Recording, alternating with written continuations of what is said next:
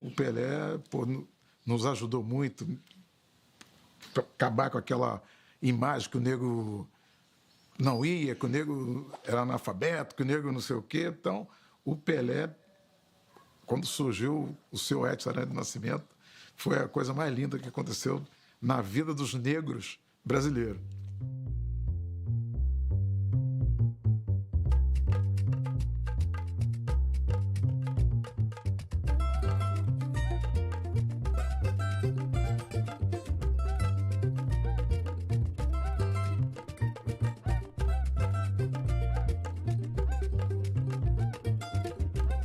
Pelé e Garrincha eram dois jogadores diferentes. Os dois, porém, se assemelhavam pela capacidade que tinham de abrir o caminho da vitória por mares nunca dantes navegados. Garrincha imitava aquele personagem de mais de 1001 comédias, encanto de gerações. Os marcadores dele desabavam de pernas para o ar e a multidão caía na gargalhada. Pelé não fazia rir, mesmo quando fazia coisas de não se acreditar. Havia alguma coisa em Pelé que provocava o respeito de todos. Vendo-o jogar, a multidão se sentia num templo do futebol, onde só se admitia o entusiasmo das palmas.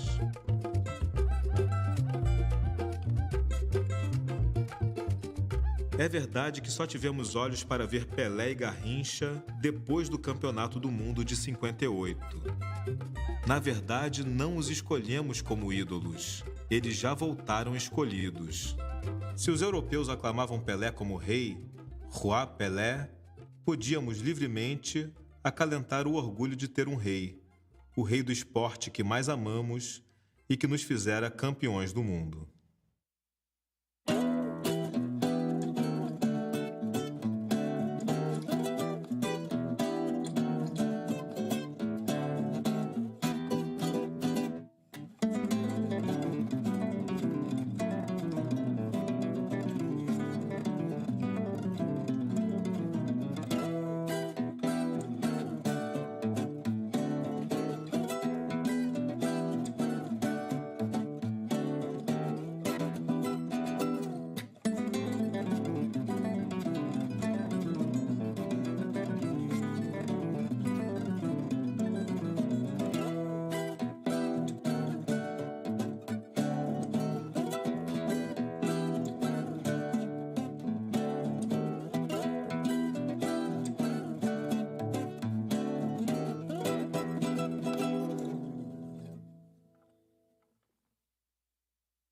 Como é que esse menino, né, esse jovem negro, ele vira esse símbolo, né, nesse primeiro momento?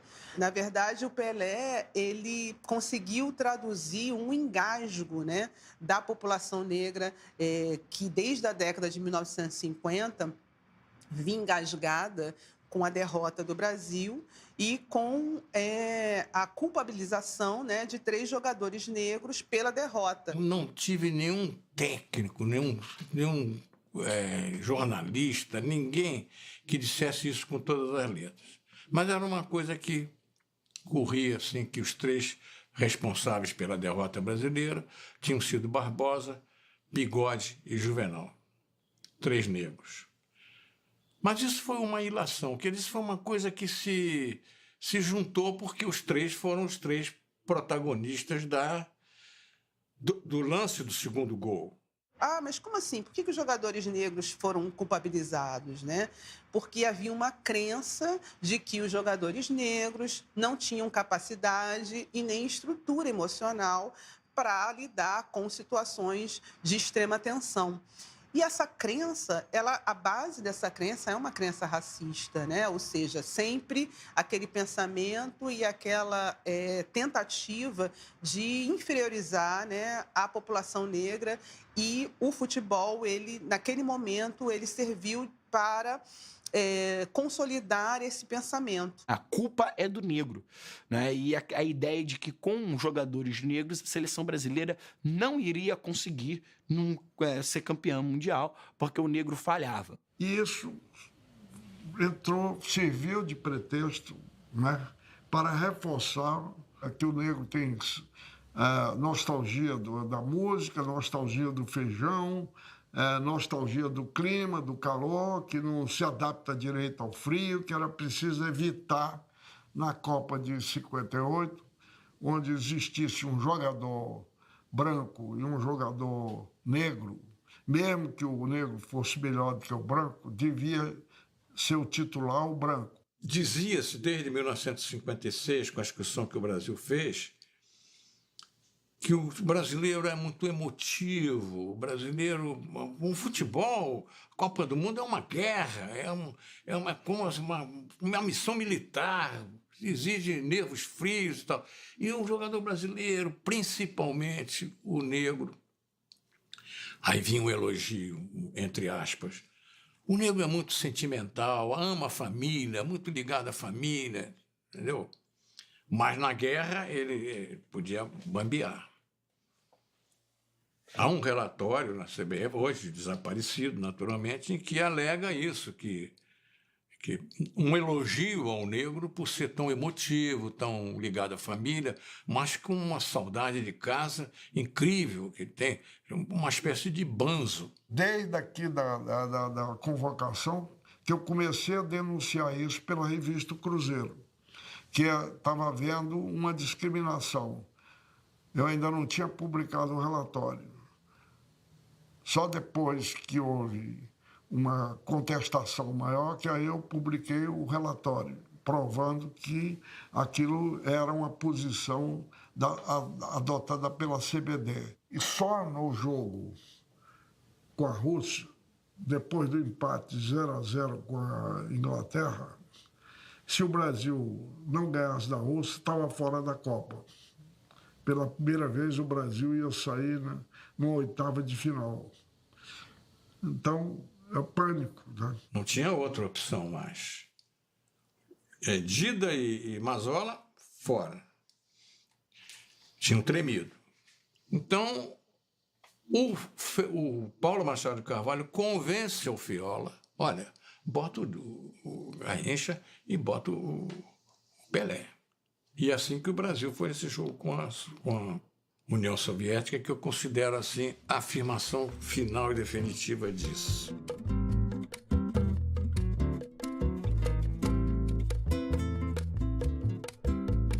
Os que amavam o esporte mais popular do mundo saudaram a vitória do Brasil contra a Rússia como a salvação do futebol arte.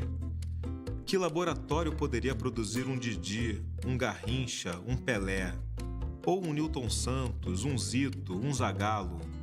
Aqueles artistas nasciam nos campos livres, nas peladas, pelo amor à bola, ao futebol. Chamavam a bola de menina, tratavam-na com o carinho de namorada. Era a primeira namorada.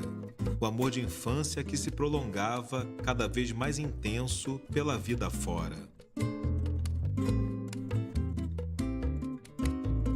Willy Maisel, grande cronista internacional, fez questão de agradecer pessoalmente a crônica brasileira. Vocês salvaram o futebol como arte. Vocês não eram os cronistas brasileiros, eram os brasileiros. O povo que tinha produzido um Pelé, Deus do estádio, aos 17 anos.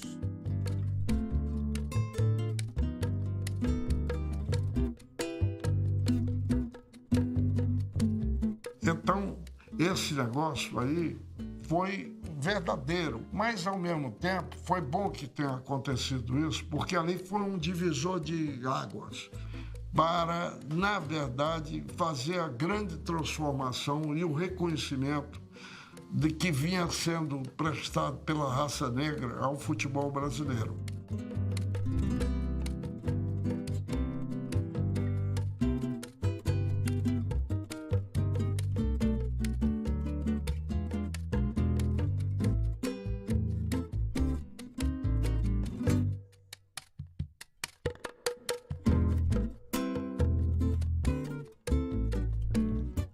Por isso, 58 é a reversão deste domingo de 1950, né? E por isso que eu, criança, senti isso lá em São Vicente, na frente do cinema que se chamava Cine Maracanã, onde eu vejo papel picado caindo do céu, sem edifícios para jogar esse papel picado, mas na verdade é como se fosse essa chuva simbólica, não é? Benfazeja de alguma coisa que se reencontra com suas próprias potencialidades. Era, na verdade, a realização palpável daquilo que depois eu fiquei sabendo que era a grande virada, né? Daquele complexo de vira-latas, daquela derrota de 50 que de repente se transformava numa revelação assim sensacional do que era o futebol brasileiro, das possibilidades do futebol brasileiro. E o que o negro tem a ver com isso? Muita coisa. Porque o jogador negro, fisicamente, não peça para eu explicar isso do ponto de vista científico, ele tem essa ginga natural, ele tem essa malemolência, entendeu? Que as pessoas comparam a samba.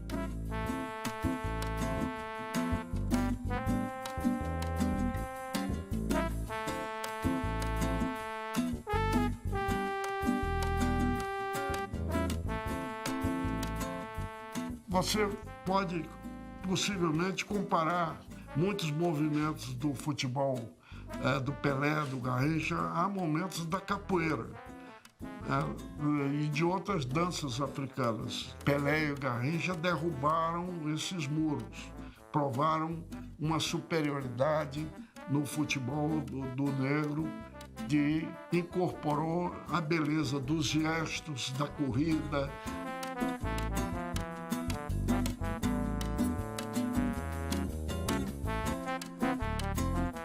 Eles, de uma certa forma, foram ensinando aos brancos jogar com ginga, jogar como diz Jorge Ben, com malícia, né?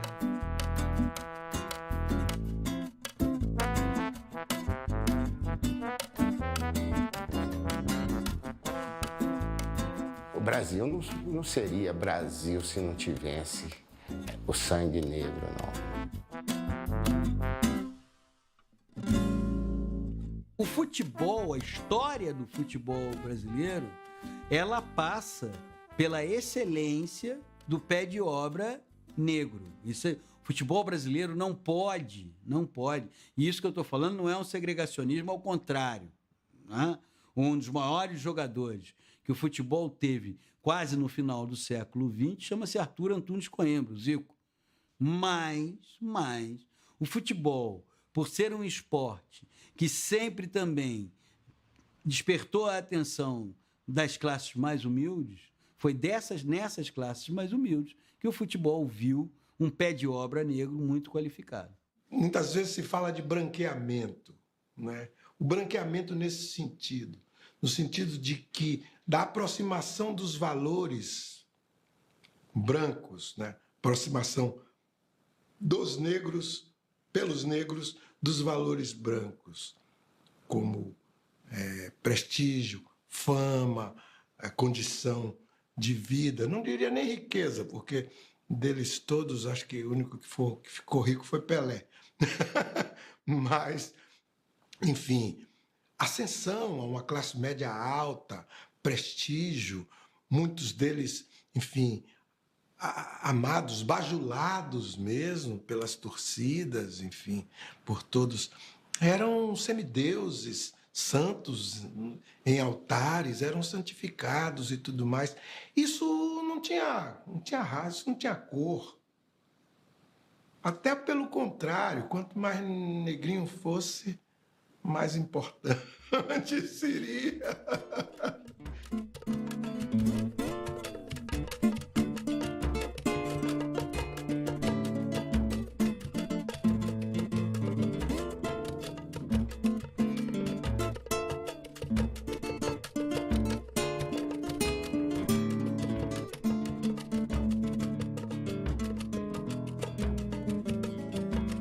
Pelé faz questão de ser preto.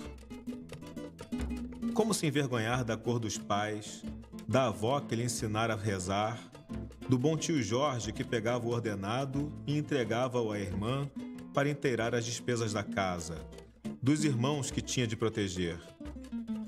A cor dele era igual, tinha de ser preto. Se não fosse preto, não seria Pelé. E como o chamam todos os pretos, sobretudo os que jogam futebol e que estão ainda na encruzilhada de ser ou não pretos. Os companheiros de Pelé do escrete brasileiro, pretos como ele ou mulatos, nunca o tratam de Pelé, nem de rei. São duas palavras proibidas, embora cada uma delas dissesse tudo.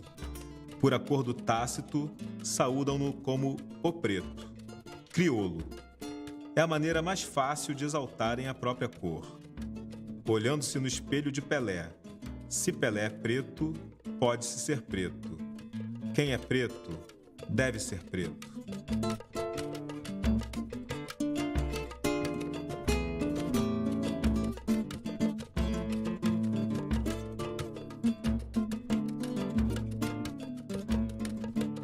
Naquele momento, o Pelé consegue resgatar a autoestima do negro brasileiro. Isso é muito forte. O psicanalista da sociedade brasileira foi Pelé. Pelé, Garrincha, esses dois ícones do futebol brasileiro, eles derrubaram os muros do preconceito racial. Assim como Bolívar foi o libertador das Américas, os libertadores do psicossocial brasileiro foi Pelé e Garrincha. Então ele abriu caminho para muita gente, né? Que o negro pode ser bem-sucedido financeiramente, que o negro pode ser famoso, pode ser respeitado no seu trabalho, pode ser conhecido. Então ele colocou o negro brasileiro num outro patamar. No fundo, Pelé foi importantíssimo para essa questão da autoestima do negro em geral no Brasil. Não só os aficionados de futebol, não só os fãs de futebol, mas todos, né? Todos em todos os campos, em todos. Enfim, Pelé teve esse papel de abrir portas, não é? Enfim, abrir espaços de acolhimento, de consideração e tal. Foi fundamental. Eu ia ver o jogo do Santos, né? Aí tentava imitar alguma coisa que o Pelé fazia, tentava imitar, né? Eu sempre fui fã do Pelé, entendeu? Então, todo time que eu entrava ali, aqueles tinha sempre Pelézinho. Mas de Pelézinho, convidava comigo e ia embora. Sempre jogando. Ele foi uma inspiração total, né? Total, né? O rei do futebol. O rei do futebol. Ele dizia que você pode. Né? Que você pode, entendeu? Quando se fala em esporte, não é à toa que é o atleta do século passado, né? A gente tem que reverenciá-lo, tem que respeitá-lo por tudo que ele fez dentro de campo. Realmente, na minha concepção, não vai haver nenhum jogador nem parecido. Muitos dizem, inclusive, que no dia de hoje eu não jogava. Tenho certeza que o dia de hoje eu jogaria melhor do que naquela época. Meu ídolo na época sempre foi o Pelé.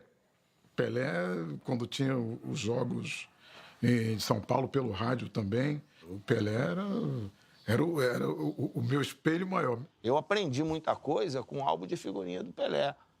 Ele tinha um álbum de figurinha que você preenchia, então ele dizia ali como é que ele chutava, como é que ele dominava a bola, como é que ele fazia para dominar a bola no peito e tal. Então eu aprendi muita coisa com esse álbum. E tentava fazer as coisas iguais, né? Sempre que o Santos vinha ao Rio de Janeiro, o Santos hospedava-se no Hotel Novo Mundo, que fica ali na praia do Flamengo. E eu fazia questão de ir lá só para ver Pelé, Coutinho, Mengalvio, Lima, todos eles, por acaso todos negros, passarem ali. E todo jogo do Santos eu ia ao estádio. Porque você morando no Rio de Janeiro, quando o Santos vinha jogar no Maracanã, não tinha chuva, não tinha sol, não tinha nada. De dia, de tarde, de noite a gente ia ver o Santos, né? Principalmente por causa do Rei, né? Pelas coisas que a gente via e aprendia, né? Vendo ele jogar. Ia no Maracanã, tinha meu tio, o tio Valdomiro, né? Que ele vendia mate, né? Então ele falou assim, vou te levar no Maracanã. De vez em quando ele me levava no Maracanã para ver o jogo, principalmente o jogo do Santos, né? Que eu queria conhecer Pelé, né? E teve um jogo que eu até fui ver o Pelé jogar. Tá na minha cabeça até hoje. Pelé subiu para cabecear a bola, fingiu cabecear, matou no peito. Quando ele matou no peito, o Marco estava lá no ângulo, lá, já para pegar a bola. E tocou embaixo aqui, a bola, sabe? Quer dizer, ali fica na minha memória. Então aí chegava nas peladinhas, tentava imitar alguma jogada do Pelé. E às vezes funcionava.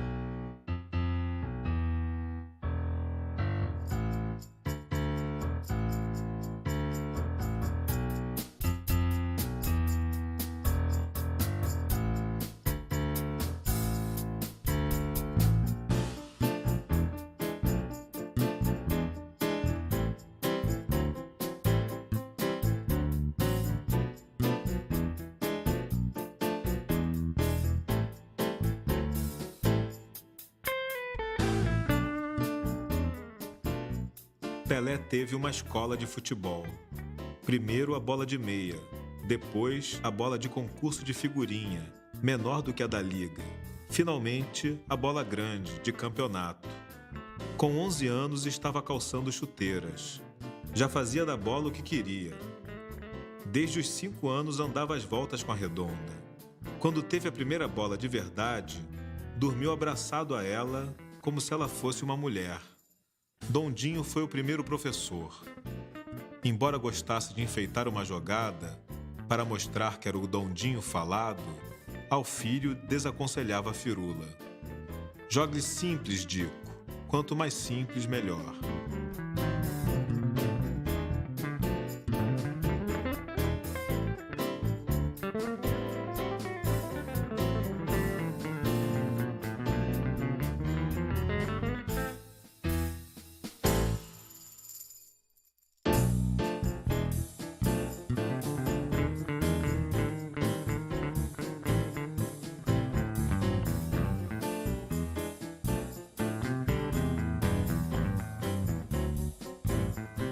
Foi o que espantou mais Valdemar de Brito, a maturidade de Pelé.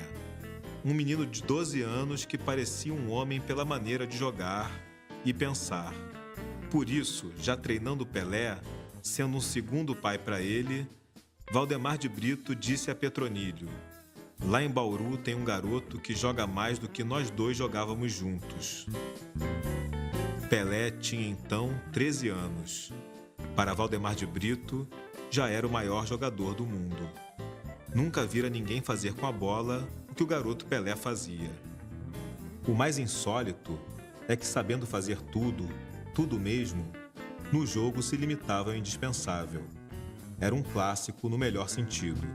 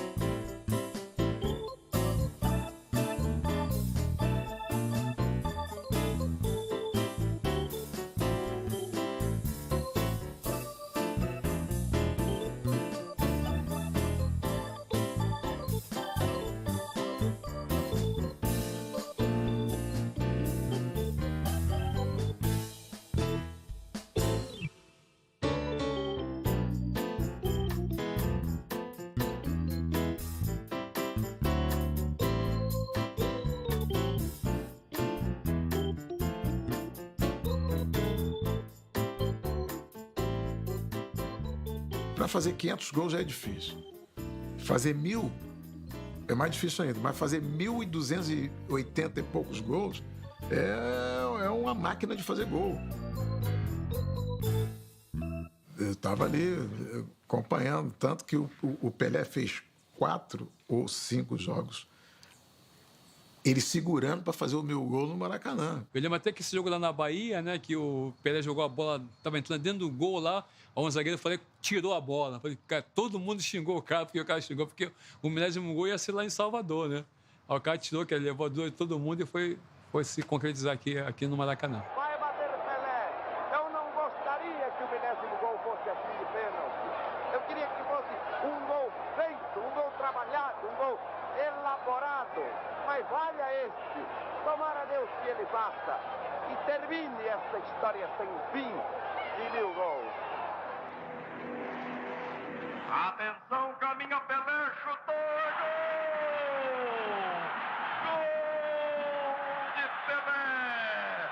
Pelé, 1000 gols! Pelé, o mundo aos seus pés! Pelé, 1000º gol! estádio. A maior parte do mundo está me ouvindo. Pelo amor de Deus, vamos proteger os pobres, vamos proteger as crianças necessitadas, vamos pesar em sempre vamos ajudar todo mundo. Pelo amor de Deus, o povo brasileiro não pode esquecer das crianças. As crianças necessitadas. No 10º gol, o Pelé, ele surpreende todo mundo quando ele declara que dedica aquele gol para as crianças e pede atenção, né, para as crianças de rua. 1969. 69 ele dá um alerta. Era um ato de coragem, era governo Médici e era uma mensagem social. Só que dita pelo maior ídolo que o Brasil já teve no esporte e pelo maior jogador de futebol que o mundo conseguiu produzir e conseguirá produzir. Por mais que muitos brasileiros queiram, mas o Maradona, mas o Messi, mas o fulano, mas o Beltrano, ele é incomparável. Os outros serão eternos súditos. Mas, como brasileiro, muitas vezes gosta de criticar brasileiro, especialmente o que faz sucesso, ninguém prestou atenção na frase que ele disse. Primeira vez que o Pelé resolveu fazer um discurso político foi ridicularizado pela imprensa. Quando ele fez o 10º gol, que ele falou emocionado, eu chamo a atenção para as criancinhas do Brasil, não sei o quê, acharam que aquilo era piegas. Ele estava tocando num problema que até hoje não foi resolvido. A gente não entendia. Por que tem que proteger as crianças? Ninguém sabia que existia milhões de crianças desamparadas, milhões de crianças sendo... a gente não tinha acesso à informação, cara. A gente era... Eu que sou do interior, então a coisa era muito ali. O mundo era... O Brasil era uma coisa rural ainda. O Pelé, ele foi incompreendido no sentido dele ter falado de uma questão que era invisível para a sociedade e também foi incompreendido no sentido de ser acusado de falar uma bobagem. Pelé, ali, ele está falando pelas criancinhas, né? Quando ele fala das criancinhas, ele está falando de educação. Ou seja, o governo brasileiro tinha que dar educação para aquela criança negra, pobre, da favela, porque somente com a educação eles iriam conseguir alguma coisa, né? Aí eu acho que o preconceito falou muito alto. Ou seja, quem é o Pelé para falar de educação no Brasil, para tocar no problema de educação? E, sem dúvida nenhuma, isso vai ser uma marca hoje. A gente falando aí praticamente 50 anos depois, eu posso falar que o recado dele foi sensacional e que foi mal compreendido e existiu uma questão de preconceito muito grande aí. Quem é o Pelé para falar sobre a educação brasileira? Talvez, se o Pelé fosse branco, alto, louro, de olhos azuis, poderia ter um outro significado, não é? Caetano Veloso fez uma música, quando o Pelé disse love, love, love, também não teve essa repercussão, esse alcance, porque talvez inconscientemente houvesse isso. Houvesse essa coisa de dizer assim, mas pô, Pelé, e vou te dizer mais, jogador de futebol, né? Jogador de futebol, pô, mensagem de jogador de futebol, pô, esses caras são uns iletrados, eles não sabem nada. Aí o pacote é mais amplo, entendeu? A gente sempre tem que lembrar que o governo da ditadura militar não queria que questões sociais fossem suscitadas. Falar de questões sociais durante a ditadura militar, sem dúvida nenhuma, não era algo que os militares gostavam muito. Então, para eles foi ótimo essa ridicularização do Pelé. Porque não era interessante para a ditadura o maior jogador do mundo, apontar um problema da sociedade brasileira, que é a falta de escolas para crianças. A maior parte das crianças não tinha acesso às escolas. A escola era para poucos, a escola pública era de qualidade, mas era para poucos. Então, quando o Pelé aponta para esse problema e não tem eco na sociedade, isso para os militares é ótimo. Vamos lembrar que os militares, na mesma época, censuraram Odair José, que em uma música falou que tinha uma criança no sinal pedindo esmola. Essa música foi censurada porque para a ditadura não podia ter criança no sinal, não podia ter miséria, não podia ter esmola. Então isso ia totalmente contra os tempos de euforia, a euforia ufanista do Médici. A gente precisa primeiro refletir quem são aquelas crianças abandonadas, né, a qual Pelé se referia. Eu fui essa criança, né? Eu sofri como criança, entendeu? Então sabia que aquilo que ele está falando ali não é de boca para fora, é do coração, né? E aquilo ali atingiu a mim, porque eu também fui criança e passava por aquilo também que ele falava, entendeu? Ele lembrou dele, os problemas que ele teve com criança, da fome, da escola, do descalço, de tudo. Mas as pessoas já esqueceram tudo isso. Quando o Pelé era criança, a dona Celeste e o marido tinham que arranjar comida para o filho maior, para a filha. Então, essa gente toda vivia daquele luta para ter algum, né? E eles lutavam, trabalhavam. Todos trabalhavam. E aí, nessas horas, o Pelé também tinha que trabalhar. Tanto que ele teve que ser engraxate, por exemplo, né? Aos 7 anos de idade, imagina um garoto de 7 anos de idade engraxando sapatos. Ele é mineiro, mas por conta da profissão do pai, a família se mudou para Bauru. E em Bauru é que Pelé começou a ter essas experiências de também trabalhar para ajudar a sustentar a família. A infância pobre, né, do Pelé é muito retrato das crianças negras da época, né? E de muitas crianças negras ainda hoje, né? Porque se a gente pensar na ascensão social do negro, mudou muito pouco. Então, o Pelé, a família do Pelé é o retrato de uma família negra, pobre, né, moradora do interior do país e que experimentava dificuldades financeiras sérias. Na verdade, o Brasil ele é demarcado por uma desigualdade racial muito profunda, né, uma hierarquia racial e uma desigualdade muito profunda. E isso a gente percebe que vem desde os tempos da chamada escravidão, que eu aprendi na escola como escravidão, mas que hoje eu uso o termo escravização, né? Porque os negros africanos, eles não nasceram escravos, eles foram escravizados. Então, o período é de escravização. Porque, veja, quando chega o nosso corpo, chega a nossa história de escravização.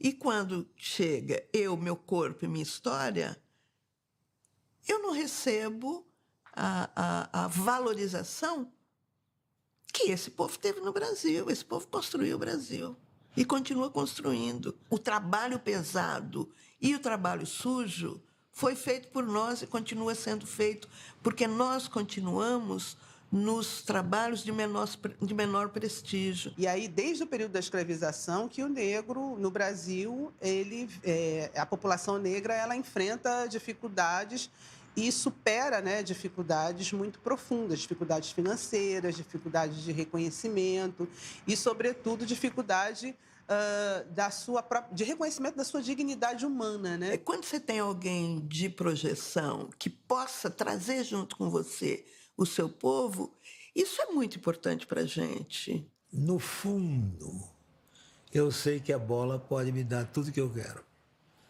Então você sabe que para chegar lá você precisa ser um rei. Você vai ser o rei. E ele fez isso. Foi o rei.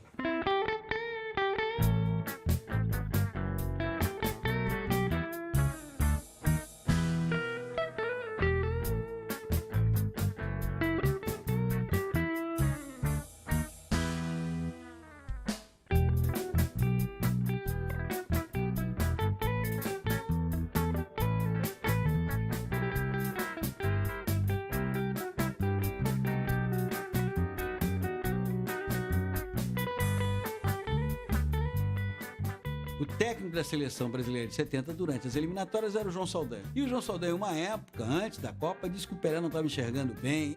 Aí ele resolveu achar que o Pelé não estava mais enxergando direito, que tinha que jogar de óculos.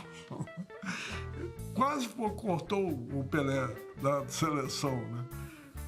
Porque ele achava que o Pelé era apoiado pelos militares.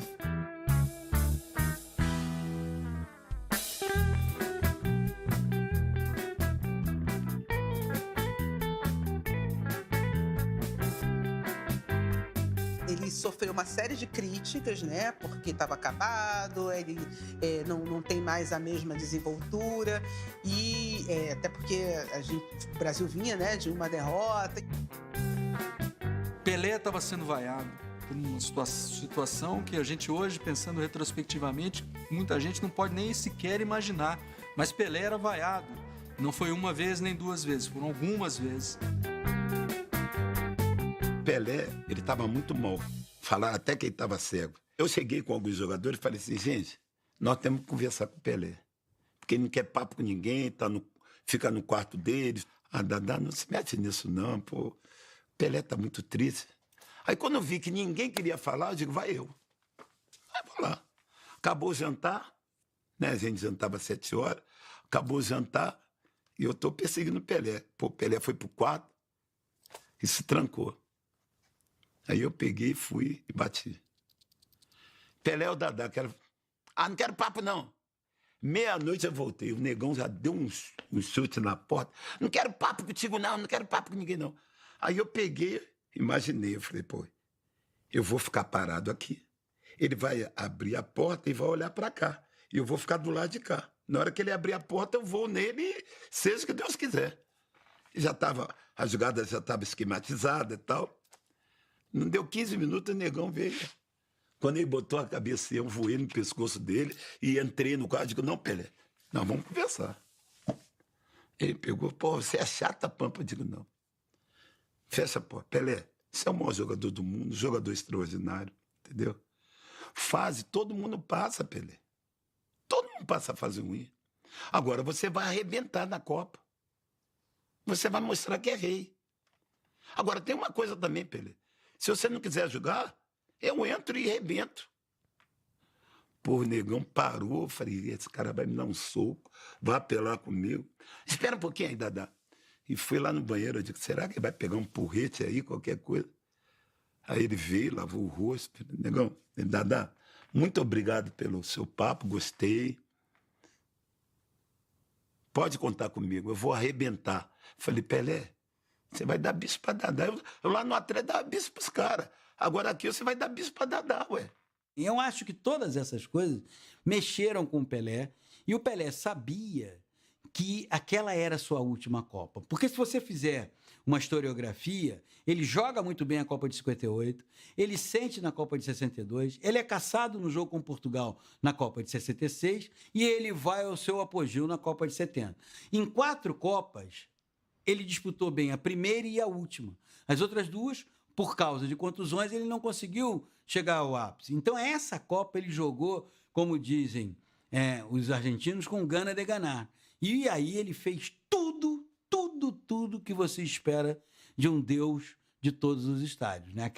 Aquela Copa, ela tem ali um manual ou um recorte do que é um grandíssimo jogador de futebol. Ele faz de tudo.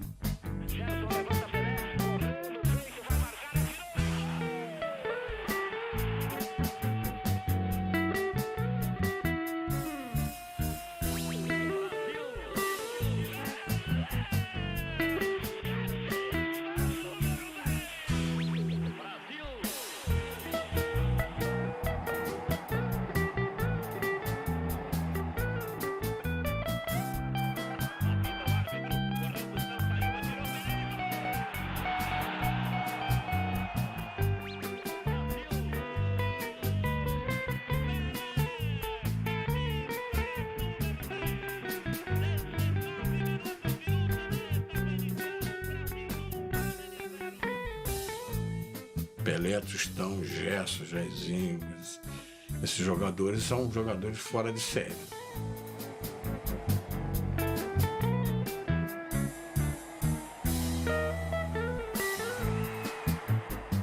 Em toda a história do futebol brasileiro, onde se jogou, né, e aonde se conseguiu reunir uma geração de só gênios, né?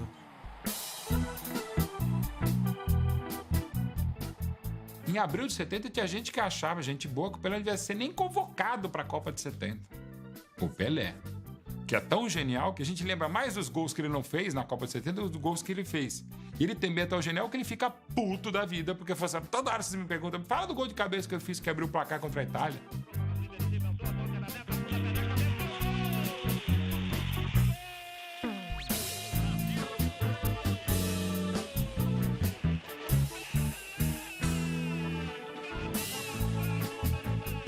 Aí o Zagallo pegou e falou, gente, nós sabemos que o Facchetti, para onde o jogador vai, ele vai atrás.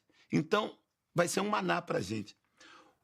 O Jairzinho vai para a ponta esquerda, vai levar o Facchetti. Vai abrir um espaço lá, né? O Tostão encorta, começa a tocar a bola aqui. Então, aqui tá aberto.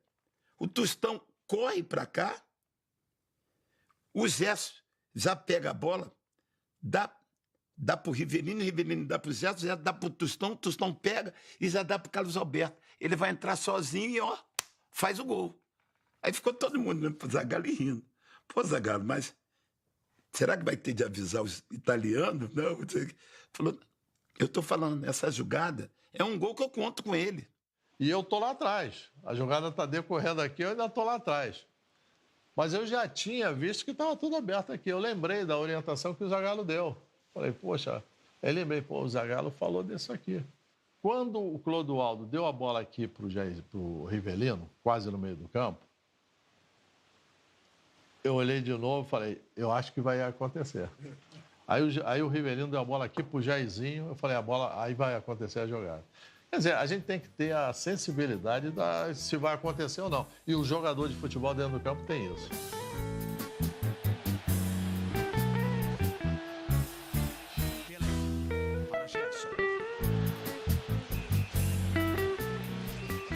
Quando o Jairzinho pegou a bola que fechou, que o Pelé se aproximou dele, ficou mais aberto ainda aqui. Aí eu dei o pique.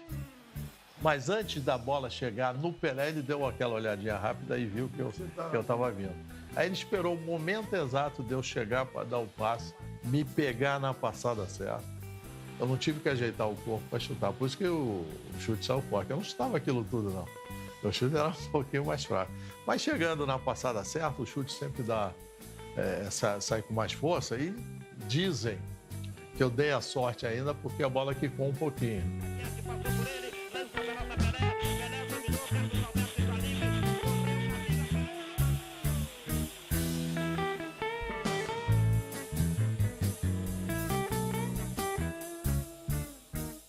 Clubes de todo o mundo sonham com um Pelé, com um preto.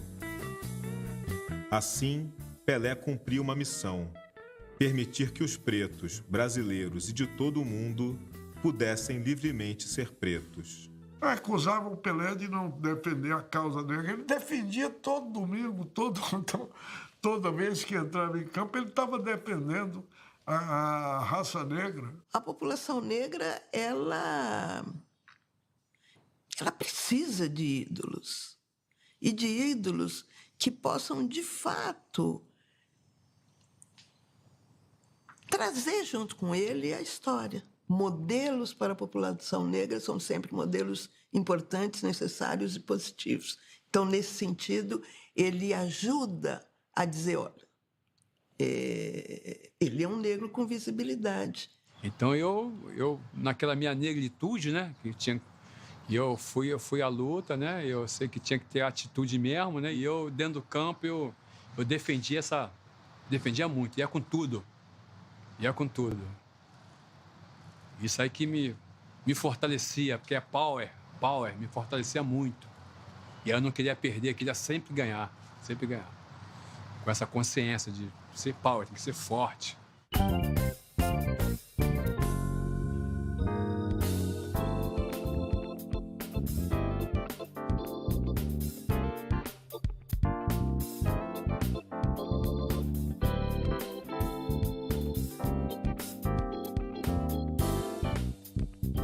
Negros nos Estados Unidos, né, lutando o seguinte, eles já tinham os direitos civis, só que os negros norte-americanos queriam uma igualdade também do ponto de vista social. E é aí que o movimento do Black Power ganha força nos Estados Unidos, os Panteras Negras flertando com o socialismo, e isso vai chegar aqui no Brasil. sem dúvida nenhuma. E quando chega no Brasil, alguns jogadores, isso mais na década de 70, tá? Que chega aqui no Brasil, você tem uma ressonância um pouco tardia, mas os jogadores negros aqui no Brasil, eles começam a se afirmar também, a usar Black Power. No Black Power eu entrei também, que eu tinha uma cabeleira grandona, aquele negócio todo.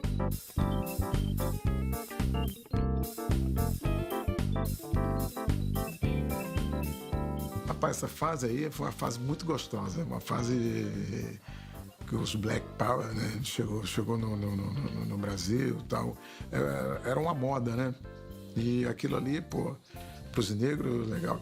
Chegava no treinamento, ter que mexer no cabelo, ter que botar o cabelo alto, batia e tal. Os caras, pô, será que essa cabeleira aí não vai atrapalhar na hora de cabecear? Não, falou, não, dá mais potência ainda para cabecear a bola. O meu era certinho, né? Certinho, bem certinho. Naquele grandão, não que nego balançava. Mas o meu entrava aquele pente, né? Aquele pentezinho. Cabelo Black Power, porque era a moda, embora tivesse alguns problemas. Por exemplo, você ia à praia no verão e não mergulhava, porque senão ele desarmava, e o barato era ficar com ele armado. Então era um calor, filho da mãe, a cabeça coçando, e você lá, como diria Caetano Veloso, impávido que nem Mohamed Ali, entendeu? Nessa época a gente escutava a música popular brasileira, né? E música americana, né? Que começou a chegar muito, né? James Brown, Jackson 5, Al Green. Aí deixei o cabelo black, eu era black, né? E ainda é black, ó.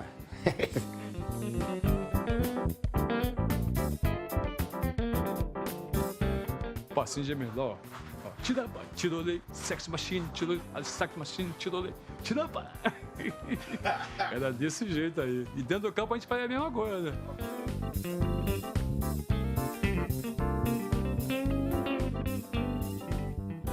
Black Power, né? Que era moda na época. E, naturalmente, eu aderi à época, né? Meu cabelo era muito encaracolado. Então, eu passei a usar o Black Power como todo mundo, né? E achava o máximo. Até porque demorava quase meia hora para colocar ele todo certinho, né? Mas a gente olhando hoje, realmente era meio estranho mesmo. Mas como todo mundo usava, né? Pô, eu tenho uma foto nossa de um time que tava eu, Toninho, Ramires, Cláudio Adão, Adílio. Tem uma galera que aquilo ali parecia uma loja de capacete.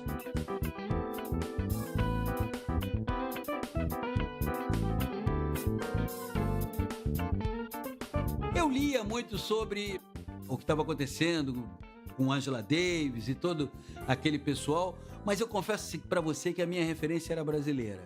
A minha referência era o dia a dia. O meu pai era branco, de olhos azuis, descendente de alemão. A minha mãe era uma negra com um nariz largo, descendente de africano. Então eu cresci num ambiente em que havia uma negra casada com um branco e que sempre me trouxeram essas questões. Por isso que eu disse agora há pouco, essa questão de não abaixar a cabeça. Então eu sabia que ao longo da minha vida tinha que ter uma postura. Agora, num país diferente dos Estados Unidos. Nós nunca tivemos no Brasil embates raciais como aconteceram esses embates nos Estados Unidos. Aqui nós tivemos, eu sempre digo o seguinte, o Brasil é um país muito peculiar e o brasileiro mais ainda. Então aqui não houve um confronto, houve conflito. Não é? A partir de agora, eu acho que a gente tem alertas. Não está havendo confronto. Nos Estados Unidos era completamente diferente aquela época, né? Mas eu me lembro que a gente tinha uma discussão que era: você é Malcolm X ou Martin Luther King? Eu sempre fui mais Martin Luther King.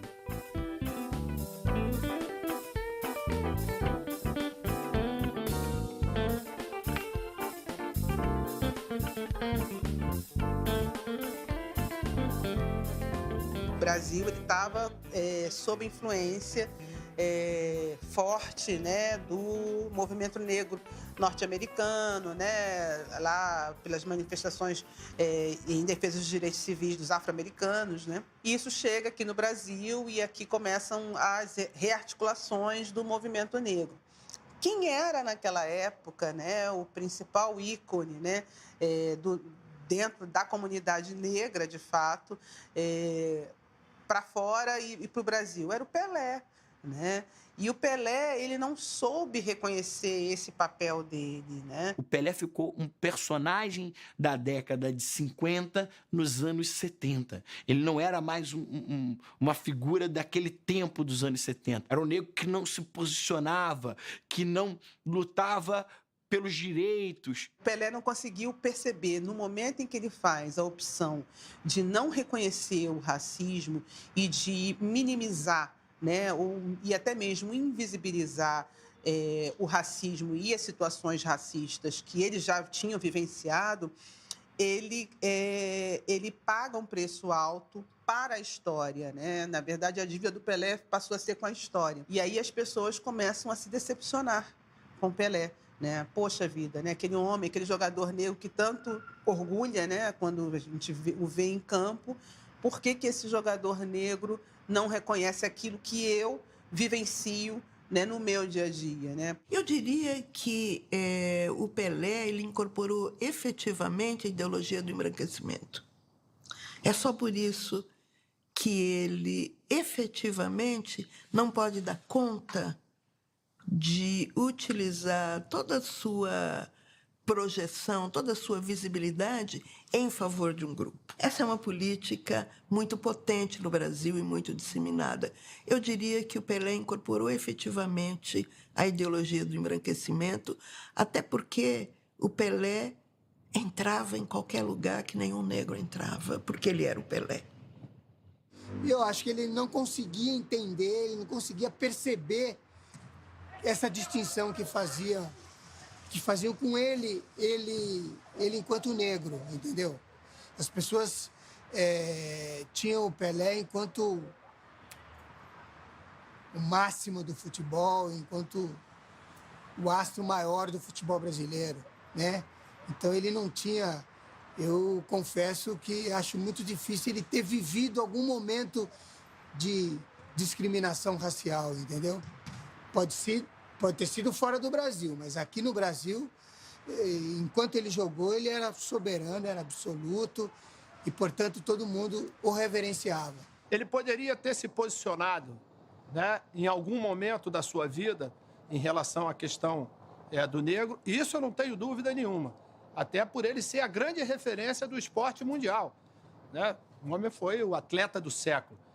Mas as razões só ele mesmo pode explicar, porque ele nunca se pronunciou, nunca tomou, vamos dizer assim, uma posição em relação a isso, né? Mas eu acho que dele não dá para a gente ficar querendo esse tipo de opinião, até mesmo porque eu acho que se ele não teve esse posicionamento lá atrás, eu acho que não seria agora que ele teria. E só aí, então, é que aparecem os questionamentos ao Pelé. É quando, enfim, no país adotam-se os posicionamentos com relação à raça, a questão da racialidade, e aí então aparece como um negro não vai se juntar ao contingente dos que lutam pelas causas negras. Como é que ele não passa a defender a questão da causa negra? Mas é que Pelé sempre foi muito discreto, muito resguardado. Então, para mim, não há nada de excepcional no fato de Pelé não ter... O fato de que ele não tenha vocalizado, verbalizado, explicitado uma posição a favor do negro, a favor da luta do negro contra a discriminação, não quer dizer que ele não fosse a favor dessa luta. Óbvio que ele era. Eu acho que há um rigor exagerado do povo brasileiro. O povo brasileiro tem uma enorme dificuldade de conviver com ídolos. Basta olhar a biografia do esporte no Brasil e ver como nós nos referimos aos nossos ídolos. Queriam, durante uma época, uma postura mais política do Pelé. Acho que no exercício do seu trabalho, ele foi perfeito. E o que ele fez pela raça negra foi a afirmação desse trabalho. Eu nunca vi o Pelé chegar e dizer assim, você que é negro, seja humilde, seja subserviente. Não, ele nunca fez isso. Agora, ele também nunca chegou a dizer assim, fui vítima de racismo aqui ou ali. Imagino que nunca tenha sido, porque para muitas pessoas, equivocadamente, o Pelé não tem cor. Só que o Pelé é negro. E acho que de uma maneira, do jeito dele, de uma maneira silenciosa e objetiva, ele fez muito pelos negros. Para mim, o principal legado que o Pelé deixou, cara, onde a gente vai no mundo, as pessoas falam Pelé e o Pelé representa, ele como negro, ele acabou representando aquilo que é o máximo. O cara é considerado o rei do futebol, né? Então, o maior legado que ele pode deixar, ele está deixando para nós, né? Querendo ou não, a gente chega no lugar, as pessoas... Pelé, entendeu? Então, agora se ele vai ficar gritando aos quatro cantos que isso, aquilo, isso aí é muito pessoal, cara. Não tem um jeito de se posicionar. Eu fui muito beneficiado com vários lugares que fui morar, quando fui morar no Japão, Portugal, Alemanha. O fato de Pelé acabava sendo a porta de entrada. Então, isso é um bom legado, acredito que... E ele, como negro, isso aí para nós foi ótimo, entendeu? Então, eu quero pegar aquilo que é bom, aquilo que eu acho... Eu fico com as coisas boas da pessoa. Então, o Pelé, para mim, como acredito que para vários brasileiros, foi porta de entrada em vários lugares. Né? O que fica evidente é que, no caso do Brasil, as acusações, as denúncias de um branqueamento dos negros a partir da cultura, dos valores brancos e etc., etc., é uma coisa que vale para o outro lado, um enegrecimento do branco a partir de tudo isso, a partir do convívio, a partir da adoção dos valores negros, a partir da apreciação dessa capacidade negra de criar cultura, de fazer futebol, de fazer música, de fazer todas essas coisas. Então, o Brasil é uma sociedade onde como dizia Caymmi na música, São Salvador, Bahia de São Salvador, terra de branco mulato, terra de preto doutor.